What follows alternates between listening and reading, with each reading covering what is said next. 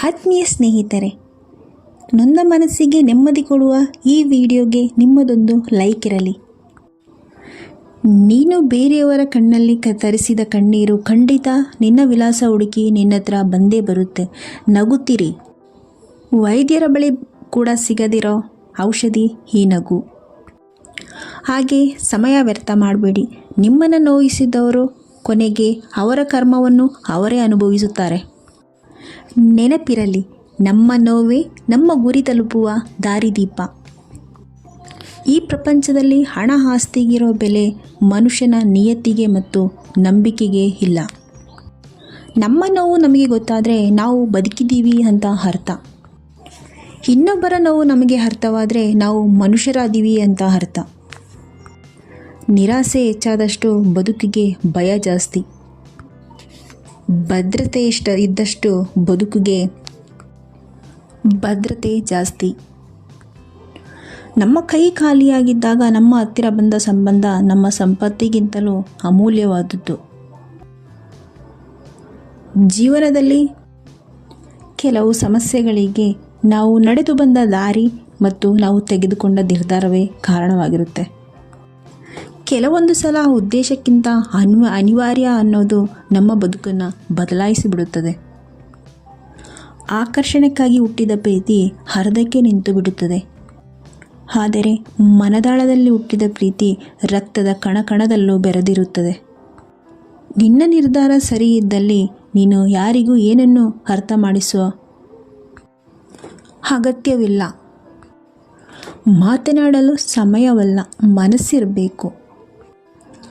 ಜನಕ್ಕೆ ನಾವು ಎಲ್ಲಿವರೆಗೆ ಒಳ್ಳೆಯವರಾಗಿರ್ತೀವಿ ಅಂದರೆ ನಾವು ಅವ್ರ ಇಚ್ಛೆಯಂತೆ ನಡೆದಿರುವಾಗ ಮಾತ್ರ. ನಾವು ಅವ್ರ ಇಚ್ಛೆಗೆ ವಿರುದ್ಧವಾಗಿ ಮಾತಾಡಿದ್ರೆ ನಾವು ಎಲ್ಲರಿಗಿಂತ ಕೆಟ್ಟವರಾಗಿ ಅವ್ರು ನಮ್ಮನ್ನ ನೋಡ್ತಾರೆ. ಗೆಳೆತನ ಅನ್ನೋದು ಕೈಗೂ ಕಣ್ಣಿಗೂ ಇರೋ ಸಂಬಂಧನಂತೆ ಇರಬೇಕು. ಕೈಗೆ ಪೆಟ್ಟಾದರೆ ಕಣ್ಣಲ್ಲಿ ನೀರು ಬರುತ್ತೆ, ಕಣ್ಣಲ್ಲಿ ನೀರು ಬಂದರೆ ಕೈ ಒರೆಸುತ್ತೆ. ಇದೇ ನಿಜವಾದ ಗೆಳೆತನ. ಕಾಲಿಗೆ ಸ್ಲಿಪ್ಪರ್ ಇಲ್ಲ ಅಂತ ನಾನು ಅಳುತ್ತಿದ್ದೆ. ಆದರೆ ಕಾಲುಗಳೇ ಇಲ್ಲದಿರೋ ವ್ಯಕ್ತಿನ ನೋಡಿದಾಗ ನಾನು ಅಳೋದನ್ನೇ ನಿಲ್ಲಿಸ್ಬಿಟ್ಟೆ. ಬದುಕು ಆಶೀರ್ವಾದಗಳ ಸಂತೆ. ನಾವು ಅದನ್ನು ಅರ್ಥ ಮಾಡ್ಕೋಬೇಕು. ಬದುಕು ಕಳೆದುಕೊಳ್ಳುವ ಮನಸ್ಸಿಲ್ಲದಿದ್ದರೆ ಸಹಿಸಿಕೊಳ್ಳೋ ಮನಸ್ಸು ಇರಬೇಕು. ಬದುಕು ಅನ್ನೋ ಪುಸ್ತಕದಲ್ಲಿ ದೇವರು ಮೊದಲನೇ ಪುಟದಲ್ಲಿ ಜನನ, ಕೊನೆಯ ಪುಟದಲ್ಲಿ ಮರಣ ಬರೆದಿರ್ತಾರೆ. ಆದರೆ ಮಧ್ಯದಲ್ಲಿ ಖಾಲಿ ಬಿಟ್ಟಿರ್ತಾನೆ. ಅದರಲ್ಲಿ ಸಂತೋಷ, ನಗು, ದುಃಖ ನಾವೇ ಬರೀಬೇಕು. ನೋವು ಮತ್ತು ಅನುಮಾನಗಳು ಬದುಕನ್ನು ಬೆಂದು ಹೋಗೋ ಥರ ಮಾಡುತ್ತೆ. ಆದರೆ ಭಗವಂತನ ಮೇಲೆ ಇರೋ ಭರವಸೆ ಬದುಕನ್ನು ಎದ್ದು ನಿಲ್ಲೋ ಥರ ಮಾಡುತ್ತೆ. ಶ್ರಮ ಪಡಲು ಹಿಂಜರಿಬೇಡ. ಯಾಕಂದರೆ ಪ್ರತಿಯೊಬ್ಬನ ಯಶಸ್ಸಿಗೂ ಅವನ ಶ್ರಮವೇ ಕಾರಣ. ನಿಂತಲ್ಲೇ ನಿಂತು ಬಿಡಬೇಡಿ, ಕುಂತಲ್ಲೇ ಕುಂತು ಬಿಡಬೇಡಿ. ನೀನೇನು ಸಾಧಿಸಬೇಕು ಅಂದ್ಕೊಂಡಿದ್ದೀಯಾ, ಅದನ್ನ ಸಾಧಿಸುವವರೆಗೂ ನಿನ್ನ ಪ್ರಯತ್ನವನ್ನು ಬಿಡಬೇಡ. ಮನುಷ್ಯ ಸೋಲಿನಲ್ಲಿ ಕಲಿಯುವಷ್ಟು ಪಾಠವನ್ನು ಗೆಲುವಿನಲ್ಲಿ ಕಲಿಯೋದು ಅಸಾಧ್ಯ. ಬೇರೇನೂ ಬೇಡ, ನಿನ್ನ ಹೆತ್ತವರ ಬಾಯಲ್ಲಿ ನಿನ್ನ ಹೆತ್ತಿದ್ದಕ್ಕೆ ಸಾರ್ಥಕ ಅಂತ ಹೇಳಿಸಿಕೊ. ಅದೇ ನಿಮ್ಮ ಅದ್ಭುತವಾದ ಸಾಧನೆ. ಸಮಯ ಒಳ್ಳೆಯದೇ ಆಗಲಿ ಕೆಟ್ಟದ್ದೇ ಆಗಲಿ ಒಂದು ಪಾಠವನ್ನಂತೂ ಕಲಿಸುತ್ತೆ. ಒಳ್ಳೆಯ ಸಮಯದಲ್ಲಿ ಎಲ್ಲರೂ ನಮ್ಮವರೇ ಆಗಿರ್ತಾರೆ. ಕೆಟ್ಟ ಸಮಯದಲ್ಲಿ ಎಲ್ಲರೂ ಬೇರೆಯವರಾಗಿ ಬದಲಾಗ್ಬಿಡ್ತಾರೆ. ಸಮಯ ಮುಖವಾಡವನ್ನು ಕಳಚೋದಂತೂ ಸತ್ಯ. ನಾವಾಡೋ ಮಾತುಗಳು ಸಂಬಂಧಗಳನ್ನು ಬೆಸೆಯೋ ಥರ ಇರಬೇಕೇ ಹೊರತು ಸಂಬಂಧಗಳನ್ನು ಒಡೆಯೋ ಥರ ಅಲ್ಲ.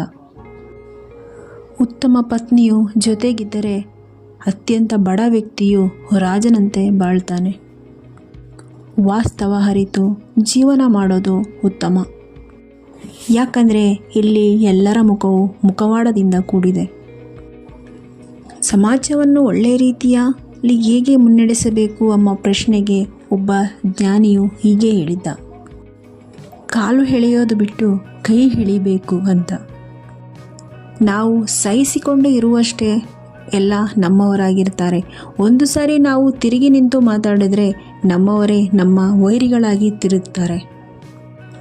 ಇವಾಗಿನ ಸಂಬಂಧಗಳು ಹೇಗೆ ಅಂದರೆ ಸಂಬಂಧಿಕರಿಗೆ ಹಣವನ್ನು ಕೊಟ್ಟು ನೋಡು, ನಿಮ್ಮ ಮೇಲೆ ಹೂವನ್ನೇ ಎರಚುತ್ತೆ.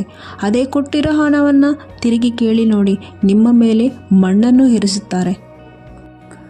ಕಷ್ಟ ಅಂತ ಹೋದರೆ ಯಾರೂ ಸಹಾಯ ಮಾಡಲ್ಲ, ಇಷ್ಟ ಅಂತ ಹೋದರೆ ಯಾರೂ ಪ್ರೀತಿ ತೋರಿಸಲ್ಲ. ಅದಕ್ಕೆ ಹೇಳೋದು, ಕಷ್ಟನ ತೋರಿಸ್ಕೋಬಾರ್ದು ಅಂತ ಇಷ್ಟನ ಹೇಳ್ಕೋಬಾರ್ದು. ಕಷ್ಟಕ್ಕೆ ಕರುಣೆ ಇಲ್ಲ, ಇಷ್ಟಕ್ಕೆ ಬೆಲೆನೇ ಇಲ್ಲ. ಕೆಲವೊಂದು ಸಂಬಂಧಗಳು ಬಾಡಿಗೆ ಮನೆ ಥರ. ನಾವೆಷ್ಟೇ ಪ್ರೀತಿಯಿಂದ ಇದ್ರೂ, ಎಷ್ಟೇ ಹತ್ತಿರವಾಗಿದ್ರೂ ಅದು ಯಾವತ್ತೂ ನಮ್ಮವರಾಗಿರಲ್ಲ. 1000 ಮಾತಾಡ್ತಾರೆ ಅಂತ ಯಾರೋ ತಲೆ ಕೆಡಿಸ್ಕೋಬೇಡಿ.